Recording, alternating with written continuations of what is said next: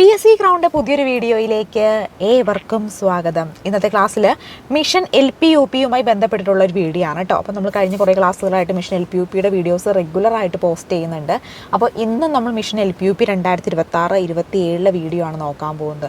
അപ്പോൾ കഴിഞ്ഞ ക്ലാസ്സുകളിൽ നമ്മൾ 5ാം ക്ലാസ്സിലെ SCERT പുതിയ ടെക്സ്റ്റ് ബുക്ക് പഠിച്ചിട്ടുണ്ടായിരുന്നു. നിങ്ങൾക്കറിയാം 5, 7, 9 പാഠപുസ്തകങ്ങൾ മാറിയിട്ടുണ്ട്. അപ്പോൾ നമ്മൾ ആദ്യം തുടങ്ങി വെച്ച് മാറിയ പാഠപുസ്തകങ്ങളാണ്. അപ്പോൾ മാറിയ പാഠപുസ്തകങ്ങളിൽ 5ാം ക്ലാസ്സിലെ മുഴുവൻ SCERT പാഠപുസ്തകങ്ങളും സോഷ്യൽ സയൻസിൻ്റെ കംപ്ലീറ്റ് ആക്കിയിട്ടുണ്ട്.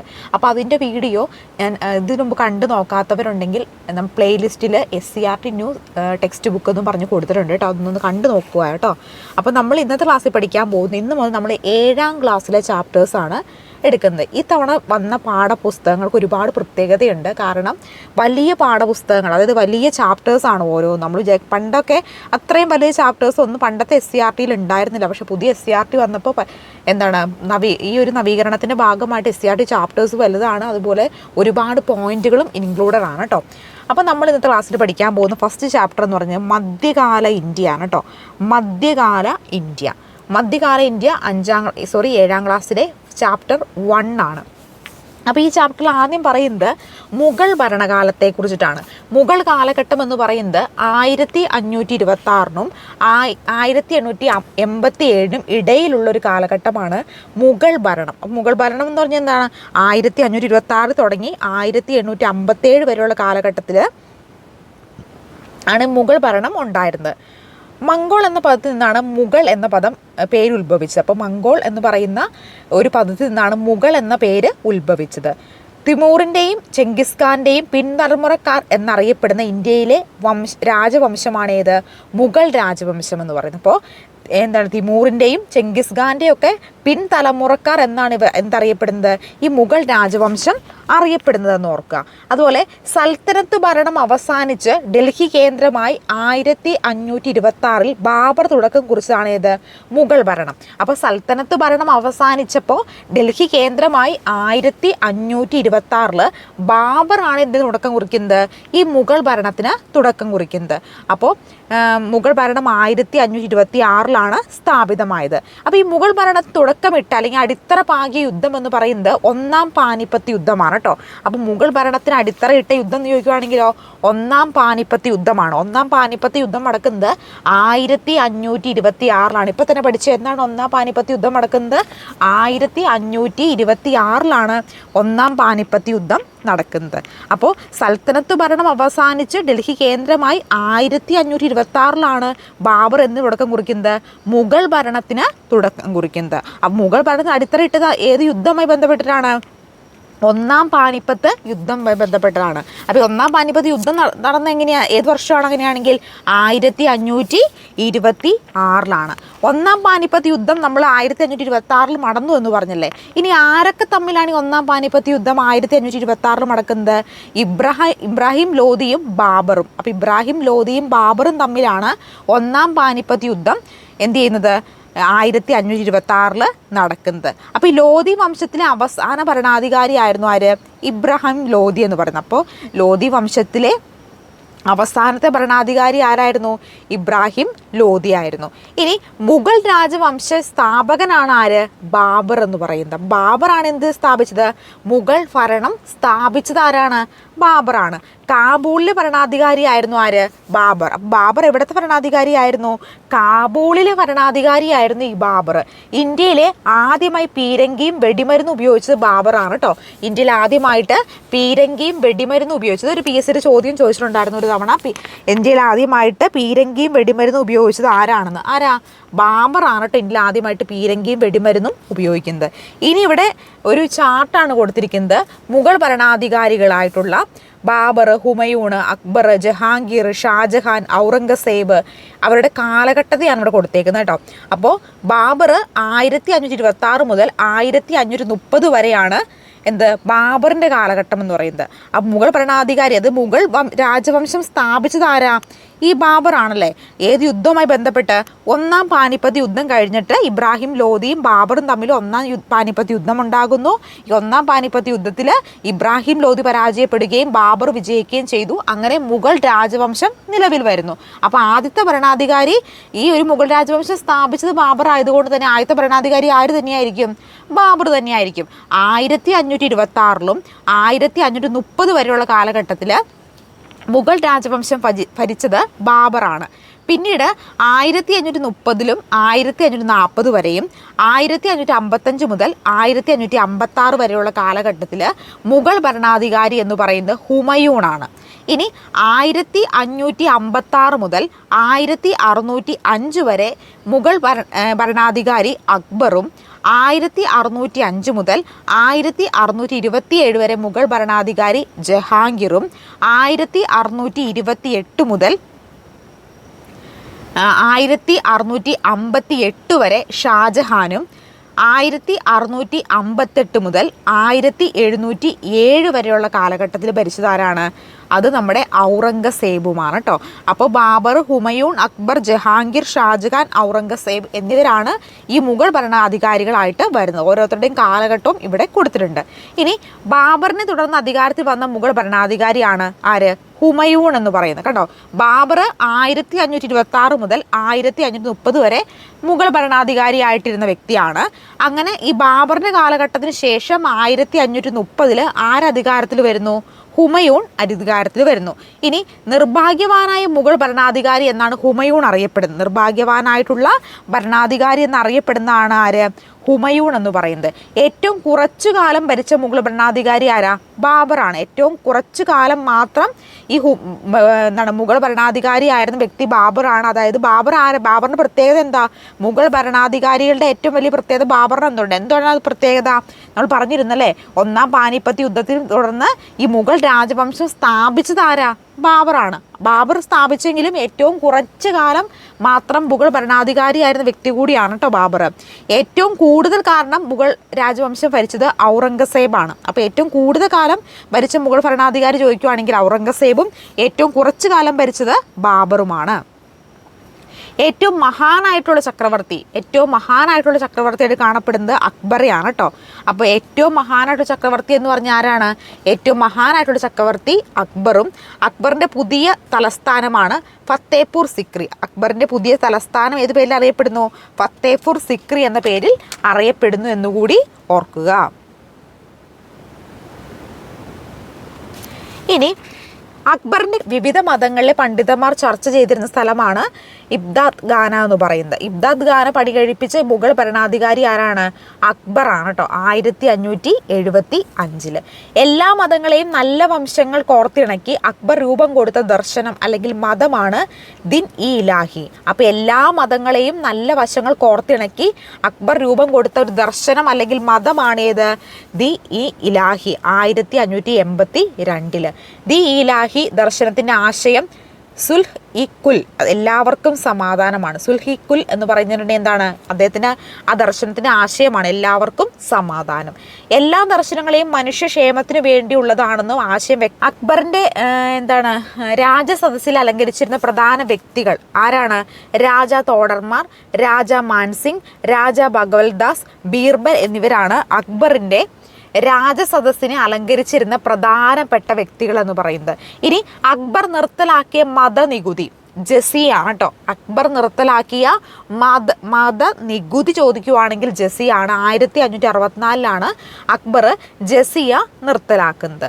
ഇനി അക്ബർ ചക്രവർത്തി സദസ്സിലെ നവരത്നങ്ങൾ എന്ന് പറയുന്നത്, അക്ബർ ചക്രവർത്തിയുടെ സദസ്സിലെ നവരത്നങ്ങൾ എന്ന് പറയുന്നത് താൻസൺ, ബീർബൽ, രാജ തോഡർമാൽ, മാൻസിംഗ്, അബുൽ ഫസൽ, അബുൽ ഫെയ്സി, അബുൽ റഹീം ഖാൻ, ഇഗാന ഫക്കീർ, അസിയോദിൽ, മുല്ല ദോ പിയാസ എന്നിവരാണ് അക്ബർ ചക്രവർത്തി സദസ്സിലെ നവരത്നങ്ങൾ എന്ന പേരിൽ അറിയപ്പെടുന്നത് കേട്ടോ.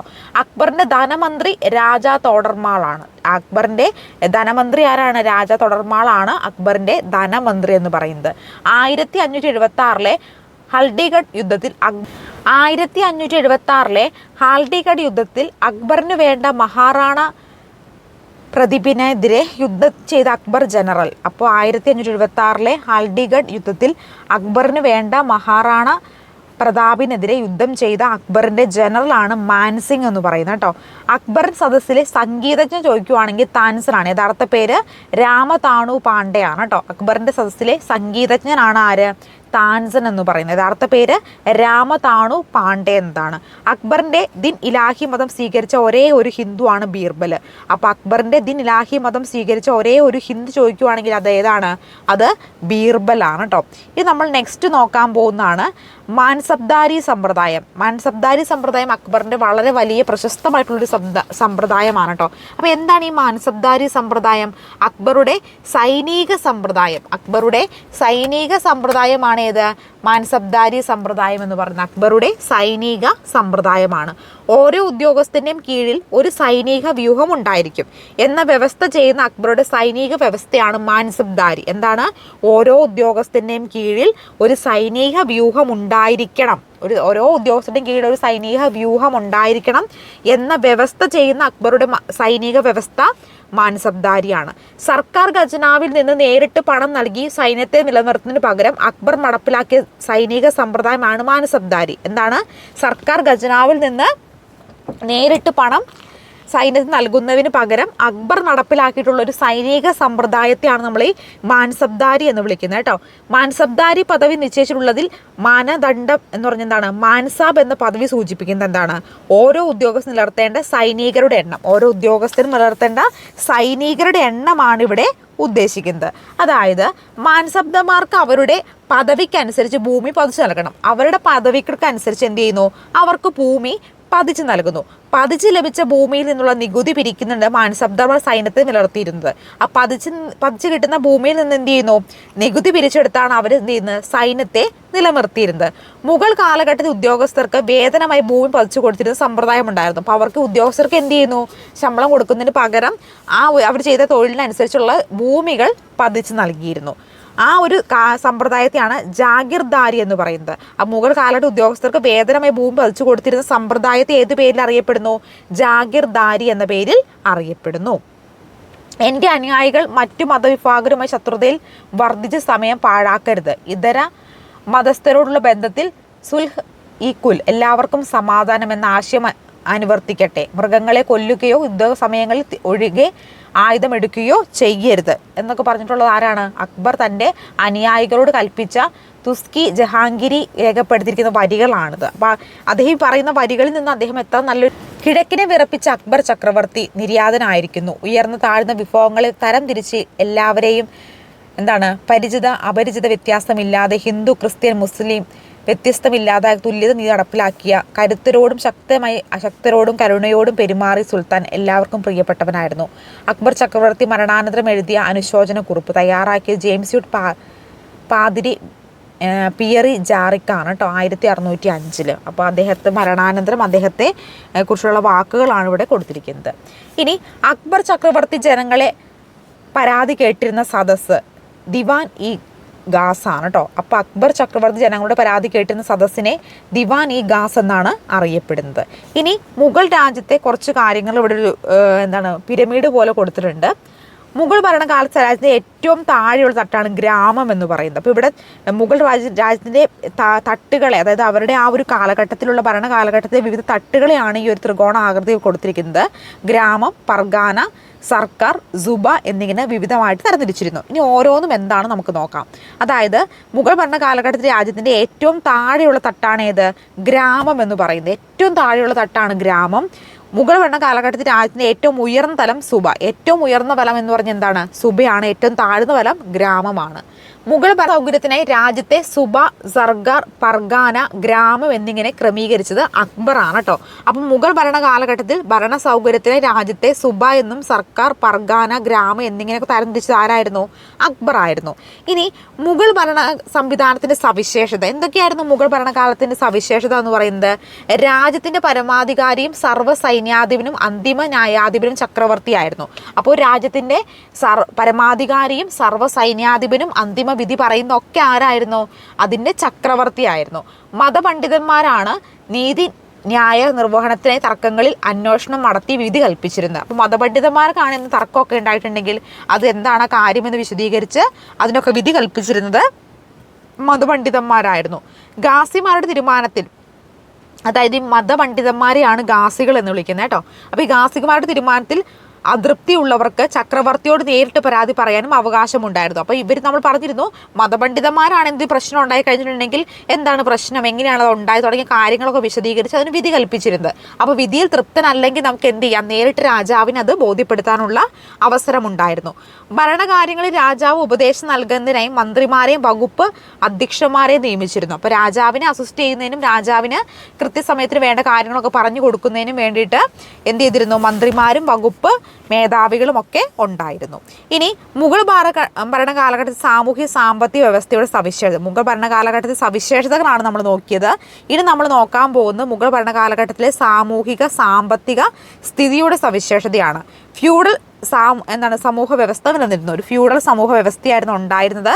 സമൂഹം പല തട്ടുകളെ വിഭജിക്കപ്പെട്ടു. സമൂഹം എന്ത് ചെയ്തിരുന്നു, പല തട്ടുകളായിട്ട് വിഭജിക്കപ്പെട്ടിരുന്നു. സമൂഹത്തിലെ ഏറ്റവും അടിത്തട്ടിൽ സാധാരണക്കാരും ഏറ്റവും മുകളിൽ രാജാവുമായിരുന്നു. ഏറ്റവും അടിത്തട്ടിൽ സാധാരണക്കാരും ഏറ്റവും മുകളിൽ ആരായിരുന്നു, ഏറ്റവും മുകളിൽ രാജാവുമായിരുന്നു ഉണ്ടായിരുന്നത്. ജനങ്ങളുടെ ജീവിത നിലവാരം വേതനത്തെയും വരുമാനത്തെയും ആശ്രയിച്ചായിരുന്നു. അപ്പോൾ ഇപ്പോൾ ഉള്ള പോലെ തന്നെ അവരുടെ വരുമാനത്തെ ആശ്രയിച്ചിട്ടായിരുന്നു ജീവിത നിലവാരവും ഉണ്ടായിരുന്നത്. ഇനി രാജ്യത്തെ ജനങ്ങൾ ഭൂരിഭാഗവും കർഷകരായിരുന്നു. അപ്പോൾ ആ രാജ്യത്ത് മുഗൾ ഭരണകാലഘട്ടത്തിൽ ജനങ്ങൾ ഭൂരിഭാഗവും എന്ത് തൊഴിലാണ് ചെയ്തുകൊണ്ടിരുന്നത്, കൃഷിപ്പണികളായിരുന്നു അവർ ചെയ്തുകൊണ്ടിരുന്നത്. കർഷകർക്കിടയിലും ജാതി വ്യവസ്ഥ നിലനിന്നിരുന്നു. അപ്പോൾ കർഷകർക്കിടയിലും എന്താണ് കീഴ്ജാതി മേൽജാതി എന്നുള്ള വ്യവസ്ഥകൾ അവരുടെ ഇടയിലും നിലനിന്നിരുന്നു. ഓരോ ജാതിയിൽപ്പെട്ടവർക്കും അവരുടേതായ ആചാരങ്ങളും അനുഷ്ഠാനങ്ങളും ഉണ്ടായിരുന്നു. അപ്പോൾ നമ്മൾ പറഞ്ഞൊരു ഹിന്ദു, ക്രിസ്ത്യൻ, മുസ്ലിം അങ്ങനെ വിവിധ വിഭാഗങ്ങൾ ഉണ്ടായിരുന്നു എന്ന് പറഞ്ഞല്ലേ. അപ്പോൾ ഈ ഓരോ വിഭാഗങ്ങൾക്കും അവരുടേതായിട്ടുള്ള ആചാര അനുഷ്ഠാനങ്ങളൊക്കെ ആ ഒരു സമയത്ത് ഉണ്ടായിരുന്നു. ഇനി മുഗൾ കാലഘട്ടത്തിൽ ഇന്ത്യയിലെ സാമൂഹ്യ ജീവിതത്തെക്കുറിച്ച് വിവരം നൽകിയ ഫ്രഞ്ച് സഞ്ചാരി ആരാണ്? മുഗൾ കാലഘട്ടത്തിൽ ഇന്ത്യയിലെ സാമൂഹ്യ ജീവിതത്തെക്കുറിച്ച് വിവരം നൽകിയ ഫ്രഞ്ച് സഞ്ചാരി ടവർണിയർ ആണ് കേട്ടോ. ആരാണ്? ടവർണിയർ ആണ് ഈ ഒരു കാലഘട്ടത്തിൽ, അതായത് മുഗൾ കാലഘട്ടത്തിൽ ഇന്ത്യയിലെ സാമൂഹ്യ ജീവിതത്തെക്കുറിച്ച് വിവരം നൽകിയ ഫ്രഞ്ച് സഞ്ചാരി എന്ന് പറയുന്നത്. അപ്പോൾ നമ്മളുടെ മുഗൾ കാലഘട്ടത്തിൻ്റെ സവിശേഷതകളും, അതായത് അവിടുത്തെ പ്രത്യേകതകൾ എന്തൊക്കെയായിരുന്നു, സാമൂഹിക സാമ്പത്തിക സവിശേഷതകളും അതുപോലെ തന്നെ ഇനി മുഗൾ വംശത്തിലെ തൊഴിൽ കേന്ദ്രങ്ങളെയും തൊഴിൽ വിഭാഗങ്ങളെയും കുറിച്ച് വിവരം നൽകിയ ഫ്രഞ്ച് സഞ്ചാരി ബെർണിയർ ആണ്. അപ്പോൾ മുഗൾ വംശത്തിലെ തൊഴിൽ കേന്ദ്രങ്ങളെയും തൊഴിൽ വിഭാഗങ്ങളെക്കുറിച്ച് വിവരം നൽകിയത് ബെർണിയറും, അതുപോലെ മുഗൾ കാലഘട്ടത്തിൽ ഇന്ത്യയിലെ സാമൂഹ്യ ജീവിതത്തെക്കുറിച്ച് വിവരം നൽകിയത് ടവർണിയറുമാണെന്ന് ഓർക്കുക കേട്ടോ. ഇനി റാൽഫ് ഫിച്ചിനെ കുറിച്ചിട്ടാണ് പറയുന്നത്. ആഗ്രയും ഫത്തേപൂർ സിക്രിയും ലണ്ടൻ നഗരത്തേക്കാൾ വലുതും ജനനിബിഡവുമായിരുന്നു. ഏതാണ്ട് 12 മൈൽ ദൂരമുണ്ട് ഈ നഗരങ്ങൾ തമ്മിൽ. ഈ ദൂരം അത്രയും വഴി നീളെ ഭക്ഷ്യവസ്തുക്കളും മറ്റും വിൽക്കുന്ന അങ്ങാടികളും കാണാം. ഇത് റാൽഫ് ഫിച്ച് ഈ ഒരു സ്ഥലത്ത് സന്ദർശിച്ചിട്ട് അതിനെക്കുറിച്ച് വിവരിച്ചേക്കുന്നതാണ് കേട്ടോ. അപ്പോൾ ഇവിടെ റാൽഫ് ഫിച്ച് ആരാന്ന് നോക്കാം. മുഗൾ കാലഘട്ടത്തിൽ ഇന്ത്യ സന്ദർശിച്ച ഒരു ഇംഗ്ലീഷുകാരനാണ് ഈ റാൽഫ് ഫിച്ച്. മുഗൾ കാലഘട്ടത്തിൽ കാർഷിക മേഖലയിലെ സവിശേഷതകൾ എന്തൊക്കെയായിരുന്നു, കാർഷിക മേഖലയിൽ ഉണ്ടായിട്ടുള്ള സവിശേഷതകളാണ് നമ്മളിനി അടുത്തത് പരിശോധിക്കാൻ പോകുന്നത്. അപ്പോൾ നെല്ല്, ഗോതമ്പ്, ബാർലി, പരുത്തി, കരിമ്പ്, എണ്ണക്കുരു തുടങ്ങിയ പ്രധാന കാർഷിക ഉൽപ്പന്നങ്ങളൊക്കെ അവിടെ കൃഷി ചെയ്തിരുന്നു. വ്യത്യസ്തമായ നെല്ലിനങ്ങളും കൃഷി ചെയ്തിരുന്നു. അപ്പോൾ നെല്ലും ഗോതമ്പും ബാർലിയും പരുത്തിയും കരിമ്പും എണ്ണക്കുരും അതുകൂടാതെ വ്യത്യസ്തമായിട്ടുള്ള നെല്ലിനങ്ങളൊക്കെ എന്താണ് മുഗൾ കാലഘട്ടത്തിൽ കൃഷി ചെയ്തിട്ടുണ്ടായിരുന്നു. ഇനി ഐനി അക്ബരീനെ കുറിച്ചിട്ടാണ് നമ്മൾ നോക്കാൻ പോകുന്നത്. ഇന്ത്യക്കാർ വ്യത്യസ്തങ്ങളായ നെല്ലിനങ്ങൾ കൃഷി ചെയ്തിരുന്ന് രേഖപ്പെടുത്തിയ അബുൽ ഫസലിൻ്റെ പുസ്തകമാണ് ഐനി അക്ബരി എന്ന് പറയുന്നത് കേട്ടോ. അപ്പോൾ ഇന്ത്യക്കാർ വ്യത്യസ്തങ്ങളായിട്ടുള്ള നെല്ലിനങ്ങൾ കൃഷി ചെയ്തിരുന്നു എന്ന് രേഖപ്പെടുത്തിയിട്ടുള്ള അബുൽ ഫസലിൻ്റെ പുസ്തകമാണ് ഏത്? ഐനി അക്ബരി. അക്ബറിൻ്റെ ഉപദേശകനായ മുഗൾ കാലത്തെ മുഖ്യ ചരിത്രകാരനാണ് ഈ അബുൽ ഫസൽ കേട്ടോ. അക്ബറിൻ്റെ ഉപദേശകനായ മുഗൾ കാലത്തെ മുഖ്യ ചരിത്രകാരനാണ് ആര്? അബുൽ ഫസൽ എന്ന് പറയുന്നത്. അക്ബറിൻ്റെ ജീവചരിത്രമായ അക്ബർ നാമ പേർഷ്യൻ ഭാഷയുടെ കർത്താവാണ് ഈ അബുൽ ഫസൽ കേട്ടോ. അക്ബറിൻ്റെ ജീവചരിത്രമായ അക്ബർ നാമ അതായത് പേർഷ്യൻ ഭാഷയുടെ കർത്താവാണ് ആര്? അബുൽ ഫസൽ എന്ന് പറയുന്നത്. ഇനി മുഗൾ കാർഷിക മേഖലയിലെ കുറച്ച് സവിശേഷതകൾ നമ്മൾ നോക്കിയിരുന്നു. എന്തൊക്കെയായിരുന്നു? വ്യത്യസ്തമായ നെല്ലിനങ്ങൾ കൃഷി ചെയ്തിരുന്നു. അതുകൂടാതെ എന്ത് ചെയ്തിട്ടുണ്ടായിരുന്നു? നെല്ല്, ഗോതമ്പ്, ബാർലി, പരുത്തി, കരിമ്പ്, എണ്ണക്കുരു തുടങ്ങിയ പ്രധാന കാർഷിക ഉൽപ്പന്നങ്ങളും ഉണ്ടായിരുന്നു. അതുപോലെ തന്നെ നികുതി കൊടുത്തിരുന്ന കാലം വരെ കർഷകന് ഭൂമിയിൽ നിന്നും ഒഴിപ്പിച്ചിരുന്നില്ല. അപ്പോൾ എത്ര നാളാണ് ഒരു കർഷകൻ നികുതി കൊടുക്കുന്നത് അത്രയും കാലം തന്നെ അവിടെ കൃഷി ചെയ്യാനുള്ള അനുമതിയും ഉണ്ടായിരുന്നു. അതുകൂടാതെ സാങ്കേതിക വിദ്യകളുടെയും പുതിയ ഉപകരണങ്ങളുടെ ഉപയോഗം കാർഷിക മേഖലയെ പുഷ്ടിപ്പെടുത്തി. സാങ്കേതിക മേഖല ഉപയോഗിക്കുകയും അതുപോലെ തന്നെ പുതിയ ഉപകരണങ്ങളുടെ കണ്ടുപിടുത്തമൊക്കെ കാർഷിക മേഖല ഒരുപാട് പുരോഗതിക്ക് കാരണമായി തീർന്നു. ജലസേചനത്തിനായി പേർഷ്യൻ ചക്രവും കനാലുകൾ ഉപയോഗപ്പെടുത്തി. ജലസേചനത്തിനായിട്ട് പേർഷ്യൻ ചക്രവും കനാലുകളും എന്ത് ചെയ്തിരുന്നു? ഉപയോഗപ്പെടുത്തിയിരുന്നു. ഇനി കാർഷിക രംഗത്ത് ഉൽപാദന വർധനവ് കച്ചവടത്തെയും നഗരവൽക്കരണത്തെയും ത്വരിതപ്പെടുത്തി. അപ്പോൾ കാർഷിക രംഗത്ത് ഉൽപാദന വർധനവ് എന്ത് ചെയ്തിരുന്നു? കച്ചവടത്തെയും നഗരവൽക്കരണത്തെയും ഒക്കെ എന്ത് ചെയ്തിരുന്നു?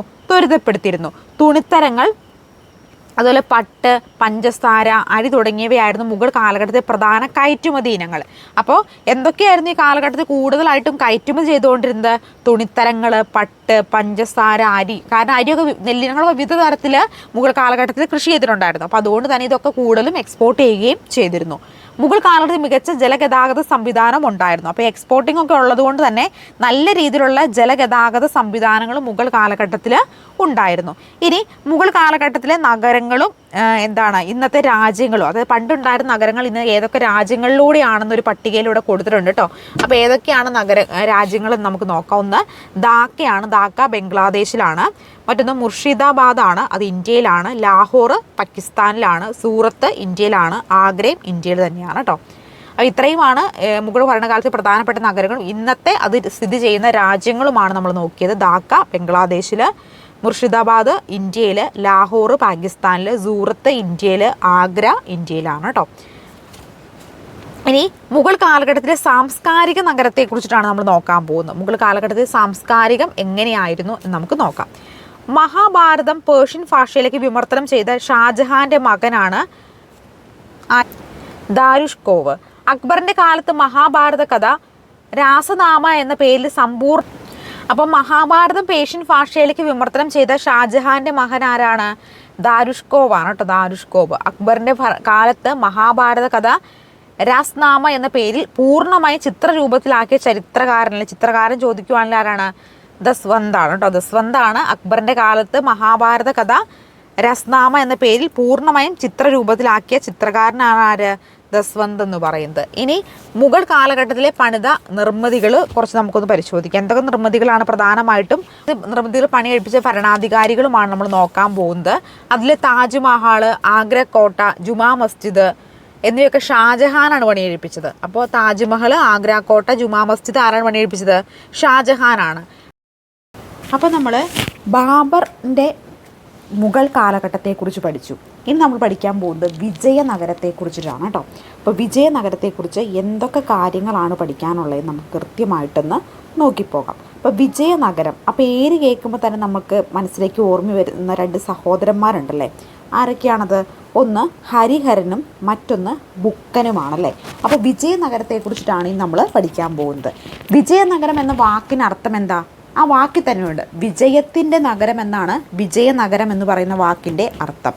വിജയനഗരം ഓരോ സമയം ഒരു നഗരത്തിൻ്റെയും രാജ്യത്തിൻ്റെയും പേരായിരുന്നു. വിജയനഗരം എന്ന് പറഞ്ഞാൽ ഒരേ സമയം ഒരു നഗരത്തിൻ്റെയും അതുപോലെ തന്നെ ഒരു രാജ്യത്തിൻ്റെ പേര് കൂടിയായിരുന്നു.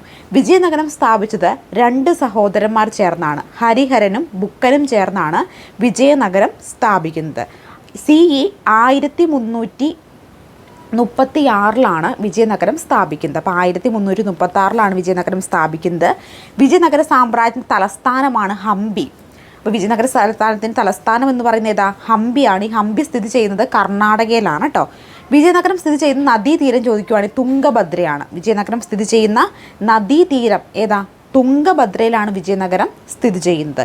വിജയനഗര സാമ്രാജ്യത്തിലെ പതനത്തിന് കാരണമായ യുദ്ധം, വിജയനഗര സാമ്രാജ്യത്തിലെ പതനത്തിന് കാരണമായി ചേർന്ന യുദ്ധം എന്ന് പറഞ്ഞാൽ തളിക്കോട്ട യുദ്ധമാണ്. തളിക്കോട്ട യുദ്ധം നടക്കുന്നത് 1565 ഏതു വർഷമാണ്? 1565 തളിക്കോട്ട യുദ്ധം നടക്കുന്നത്. അപ്പോൾ CE 1565 നശിപ്പിക്കപ്പെട്ട വിജയനഗര മനസ്സുകളിൽ ഹംപി എന്ന പേര് നിലനിന്നിരുന്നു. അപ്പോൾ ഈ ഒരു 1565 എന്താണ് യുദ്ധത്തിൽ ഈ വിജയനഗരം നശിക്കപ്പെടുകയാണ് ചെയ്തത്. പക്ഷേ ആ ഒരു ജനമനസ്സുകളിൽ വിജയനഗരം ഹംപി എന്ന പേരിലാണ് നിലനിന്നിരുന്നത്. 1800 ഹംപിയുടെ അവശിഷ്ടങ്ങൾ കണ്ടെത്തിയ ഇംഗ്ലീഷ് ഈസ്റ്റ് ഇന്ത്യ കമ്പനി ഉദ്യോഗസ്ഥനാണ് കേണൽ മക്കൻസിയാണ് 1800 ഹംപിയുടെ, അതായത് അന്ന് തളിക്കോട്ട യുദ്ധത്തിൽ തകർക്കപ്പെട്ട ഹംപിയുടെ അവശിഷ്ടങ്ങളൊക്കെ കണ്ടെത്തിയത്. ഇനി വിജയനഗര രാജവംശങ്ങളും രാജാക്കന്മാരും നമുക്ക് നോക്കാം. 4 രാജവംശമാണ് വിജയനഗരത്തിനുണ്ടായിരുന്നത്. നമ്മൾ പറഞ്ഞിരുന്നു എന്താണ്, ഈ മുഗൾ രാജവംശം പഠിപ്പിച്ചപ്പോൾ അതിൻ്റെ ഭരണാധികാരിയും കാലഘട്ടം നമ്മൾ നോക്കിയല്ലേ. അതുപോലെ തന്നെ എന്തിനും ഭരണാധികാരികളും കാലഘട്ടവുമുണ്ട്.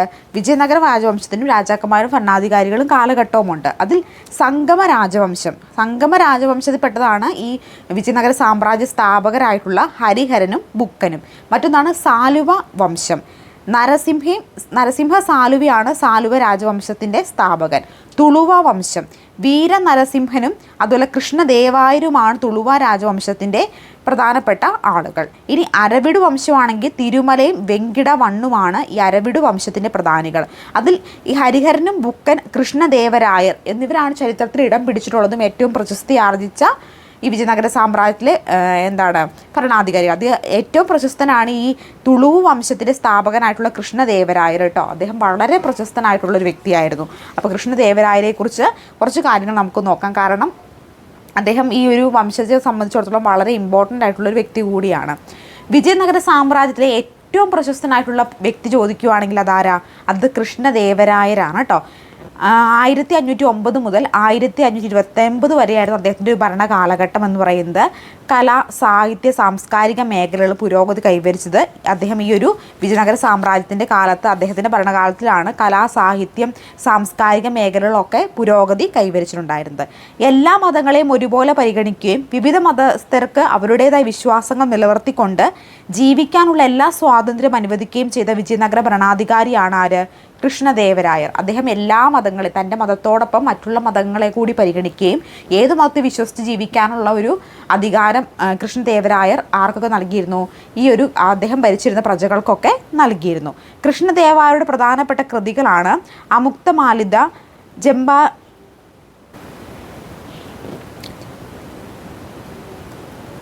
അമുക്തമാലിതയും തെലുങ്കിലെ ജംബാവതി കല്യാണം സംസ്കൃതത്തിൻ്റെ പ്രധാനപ്പെട്ട കൃതികളായിരുന്നു. രാജതന്ത്രത്തെയും ഭരണതന്ത്രത്തെയും കുറിച്ച് പ്രതിപാദിക്കുന്ന കൃഷ്ണദേവരായരുടെ കൃതിയാണ് അമുക്തമാലിത്യ കേട്ടോ. അമുക്തമാലിത്യ എന്ന് പറഞ്ഞാൽ രാജതന്ത്രത്തെയും ഭരണതന്ത്രത്തെയും കുറിച്ച് പ്രതിപാദിക്കുന്ന കൃഷ്ണദേവരായരുടെ കൃതിയാണ്.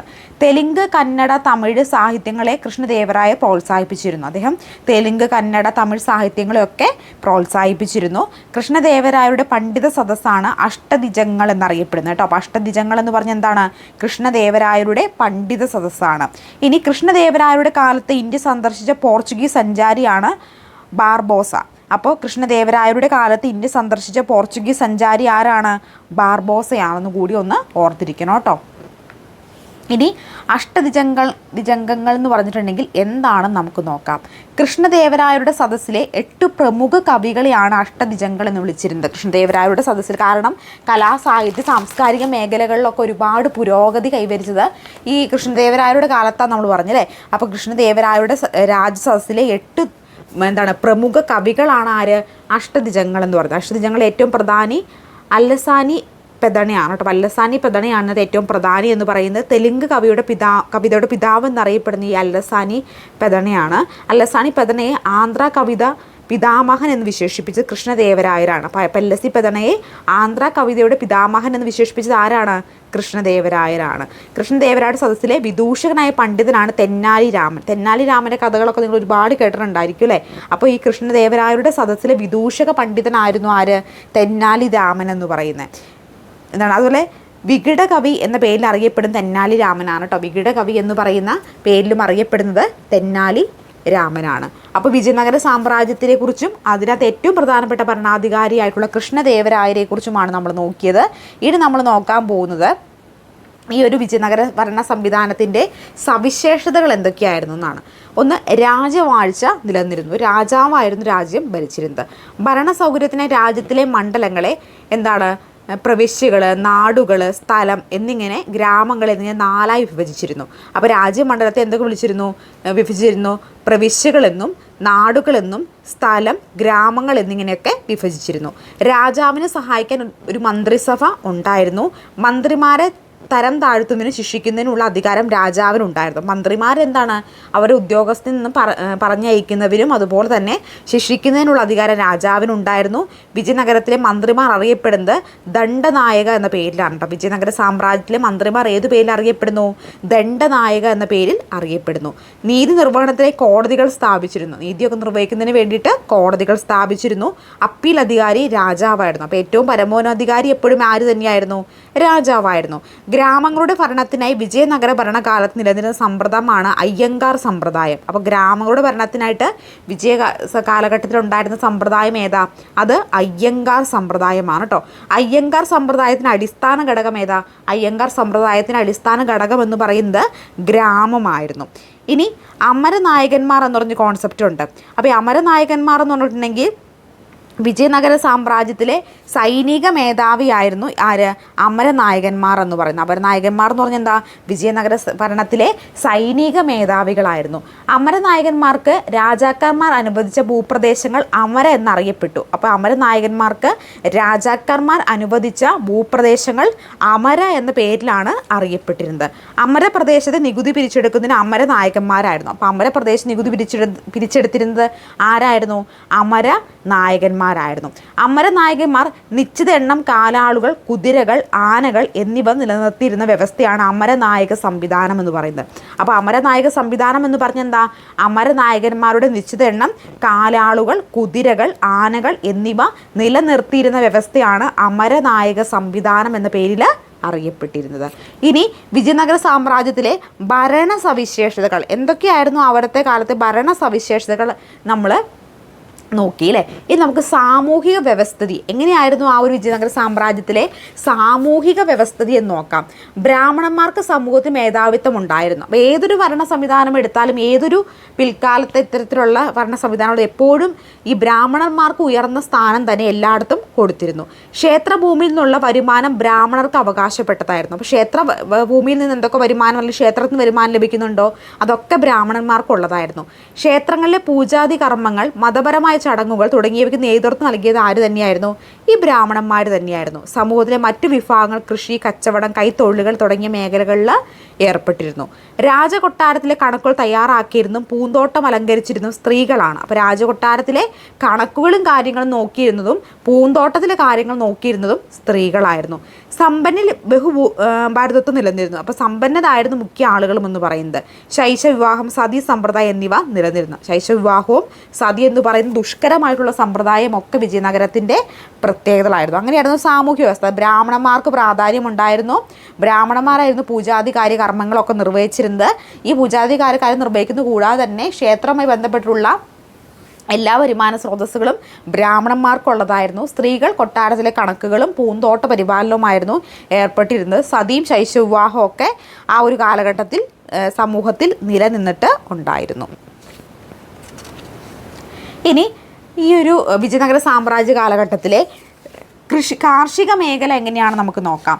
ജനങ്ങൾ പ്രധാന തൊഴിൽ കൃഷിയായിരുന്നു. നമ്മൾ നേരത്തെ പറഞ്ഞിരുന്നു കൈത്തൊഴിലുണ്ടായിരുന്നു, അതുപോലെ തന്നെ എന്താണ് കച്ചവടം ഒക്കെ ഉണ്ടായിരുന്നു, കൂടെ കൃഷി ഉണ്ടായിരുന്നു. ഏറ്റവും പ്രധാനപ്പെട്ട തൊഴിലെന്ന് പറയുന്നത് കൃഷിയായിരുന്നു. കാർഷിക വികസനത്തിനായി കമലാപുരം കുളം ഹരിയങ്ങന കനാൽ തുംഗഭദ്ര നദിയിൽ അണക്കെട്ട് സ്ഥാപിച്ചിരുന്നു. സിൽക്ക് പരുത്തി വസ്ത്രങ്ങൾ ജനങ്ങൾ ഉപയോഗിച്ചിരുന്നു. ജനങ്ങൾ സിൽക്ക് പരുത്തി വസ്ത്രങ്ങളൊക്കെയായിരുന്നു കൂടുതലും ഉപയോഗിച്ചിരുന്നത്. ഇനി സാമ്പത്തിക വ്യവസ്ഥിതി എങ്ങനെയാണെന്ന് നോക്കാം. ഭൂമി സർവേ ചെയ്ത് ഗുണനിലവാരം അനുസരിച്ചാണ് നികുതി നിശ്ചയിച്ചിരുന്നത്. അപ്പോൾ ഒരു സർവേ നടത്തിയ ഭൂമിയിൽ ആ ഭൂമിയുടെ ഗുണനിലവാരം എന്ത് അടിസ്ഥാനപ്പെടുത്തിയിട്ട് വരുന്നോ അതിനടിസ്ഥാനമാക്കി എന്ത് ചെയ്തിരുന്നു? നികുതി കൊടുക്കണമായിരുന്നു. ഭൂനികുതി, തൊഴിൽ നികുതി, വീട്ടുനികുതി, ലൈസൻസ് ഫീസുകൾ, കോടതി ശിക്ഷ അനുവദിച്ചുള്ള പിഴകൾ എന്നിവയായിരുന്നു ഗവൺമെൻറ് പ്രധാന വരുമാന മാർഗ്ഗങ്ങൾ. അപ്പോൾ ഭൂനികുതിയും തൊഴിൽ നികുതി, വീട്ടുനികുതി, ലൈസൻസ് ഫീസുകൾ, കോടതി ശിക്ഷ അനുവദിച്ചുള്ള പിഴകൾ എന്നിവയൊക്കെ ചേർന്നായിരുന്നു എന്ത് സാമ്പത്തിക വ്യവസ്ഥിതി എന്ന് പറയുന്നത്. ഭരണാധികാരികൾ വിദേശ വ്യാപാരത്തിന് പ്രോത്സാഹനം നൽകിയിരുന്നു. ഭരണാധികാരികൾ വിദേശ വ്യാപാരത്തിന് പ്രോത്സാഹനം നൽകിയിട്ടുണ്ടായിരുന്നു. ചൈന, ശ്രീലങ്ക എന്നീ രാജ്യങ്ങളുമായി വ്യാപാര ബന്ധമുണ്ടായിരുന്നു. ചൈനയും ശ്രീലങ്കയുമായിട്ട് വ്യാപാര ബന്ധം നിലനിന്നിരുന്നു. പോർച്ചുഗീസുകാർക്കും അറബികൾക്കുമായി ഇരുന്ന് വിദേശ വ്യാപാര കുത്തക ഉണ്ടായിരുന്നു. പോർച്ചുഗീസുകാർക്കും വ്യാപാരികൾക്കും എന്ത് നൽകിയിരുന്നു? ഈ വിദേശത്തിൻ്റെ വ്യാപാരത്തിൻ്റെ കുത്തകയൊക്കെ ഉണ്ടായിരുന്നു. അതുപോലെ തന്നെ അറേബ്യ, മധ്യേഷ്യ എന്നിവിടങ്ങളിൽ നിന്നും കൊണ്ടുവന്നിരുന്ന കുതിരകൾ കച്ചവടം നടത്തിയിരുന്ന അറബികളായിരുന്നു. അപ്പോൾ അറബി, മധ്യേഷ്യ എന്നിവിടങ്ങളിലുള്ള കുതിരകൾ കച്ചവടം നടത്തിയിരുന്ന ആരായിരുന്നു? അറബികളായിരുന്നു. കുതിര കച്ചവടത്തിന് ഏർപ്പെട്ടിരുന്ന പ്രാദേശിക കച്ചവടക്കാർ കുതിരച്ചെട്ടികൾ എന്ന പേരിൽ അറിയപ്പെടുന്നു. അപ്പോൾ കുതിര കച്ചവടത്തിന് ഏർപ്പെട്ടിരുന്ന പ്രാദേശിക കച്ചവടക്കാർ കുതിരച്ചെട്ടികൾ എന്ന പേരിലാണ് അറിയപ്പെട്ടിരുന്നത്. കുതിര വ്യാപാര നിയന്ത്രണം അറബികളെ പിന്തള്ളി ഏറ്റെടുത്തത് പോർച്ചുഗീസുകാരാണ്. കുതിര വ്യാപാര നിയന്ത്രണം അറബികളെ മാറ്റി നിർത്തിക്കൊണ്ട് പോർച്ചുഗീസുകാർ പിൽക്കാലത്ത് ഏറ്റെടുക്കുകയുണ്ടായി. അപ്പോൾ ഇത്രയുമാണ് സാമ്പത്തിക വ്യവസ്ഥിതി എന്ന് പറയുന്നത്. അതായത് എവിടത്തെ സാമ്പത്തിക വ്യവസ്ഥ നമ്മൾ നോക്കിയത്? വിജയനഗര സാമ്രാജ്യത്തിലെ സാമ്പത്തിക വ്യവസ്ഥിതി എന്ന് പറയുന്നത്. ഇനി അടുത്താണ് സാംസ്കാരിക രംഗം. വേദങ്ങളുടെയും ശാസ്ത്രങ്ങളുടെയും പഠനത്തിനു വേണ്ടി നിരവധി പാഠശാലകൾ സ്ഥാപിച്ചു. വേദങ്ങളുടെയും ശാസ്ത്രങ്ങളുടെയും പഠനത്തിനു വേണ്ടി നിരവധി പാഠശാലകൾ സ്ഥാപിക്കുകയുണ്ടായി. കല, വാസ്തുവിദ്യ, ശില്പകല, സാഹിത്യം, സംഗീതം തുടങ്ങിയ മേഖലകളൊക്കെ എന്താണ്? സാംസ്കാരിക മേഖലയിൽ വളർച്ച ഉണ്ടായിരുന്നു. ഹാസര രാമക്ഷേത്രം, വിത്തല സ്വാമി ക്ഷേത്രം, വിരൂപാക്ഷ ക്ഷേത്രം, ലോട്ടസ് മഹൽ എന്നീ വിജയനഗര ഭരണകാലത്തെ ഹംപിയിൽ നിർമ്മിക്കപ്പെട്ട ക്ഷേത്രങ്ങളാണ്. അപ്പോൾ ഹാസര രാമക്ഷേത്രവും വിത്തല സ്വാമി ക്ഷേത്രവും വിരൂപാക്ഷ ക്ഷേത്രവും ലോട്ടസ് മഹലും ഒക്കെ വിജയനഗര കാലഘട്ടത്തിൽ ഹംപിയിൽ നിർമ്മിക്കപ്പെട്ടിട്ടുള്ള സാംസ്കാരിക കേന്ദ്രങ്ങൾ അല്ലെങ്കിൽ ക്ഷേത്രങ്ങളൊക്കെ ആയിരുന്നു. ദ്രാവിഡ ശില്പരീതിയിലുള്ള നിർമ്മാണമാണ് നിരന്നിരുന്നത്. അപ്പോൾ ദ്രാവിഡ ശില്പരീതിയായിരുന്നു ഈ ഒരു കാലഘട്ടത്തിലൊക്കെ നിർമ്മാണ രീതിയിൽ ഉണ്ടായിരുന്നത്. വിജയനഗര ശില്പകലയുടെ സവിശേഷത എന്ന് പറയുന്നത് എന്താണ്? ഭീമാകാരമായ ക്ഷേത്ര കവാടങ്ങൾ, വലിയ ക്ഷേത്ര കവാടങ്ങൾ ഉണ്ടായിരുന്നു. ഗോപുരങ്ങളൊക്കെ എന്താണ് ഉണ്ടായിരുന്നു. അത് സാംസ്കാരിക രംഗത്ത്, ശാസ്ത്ര രംഗത്തും വിജയനഗര കാലഘട്ടത്തിൽ പുരോഗതി ഉണ്ടായി. സാംസ്കാരിക രംഗത്തും ശാസ്ത്ര രംഗത്തും വളരെയധികം പുരോഗതി ഉണ്ടായിരുന്നു. വിജയനഗര കാലഘട്ടത്തിൽ ഏറ്റവും കൂടുതൽ വികാസം പ്രാപിച്ച സാഹിത്യം ചോദിക്കുകയാണെങ്കിൽ തെലുങ്കാണ് കേട്ടോ. വിജയനഗര സാമ്രാജ്യത്തിൽ ഏറ്റവും കൂടുതൽ വികാസം പ്രാപിച്ച സാഹിത്യം ഏതാ? തെലുങ്കാണ്.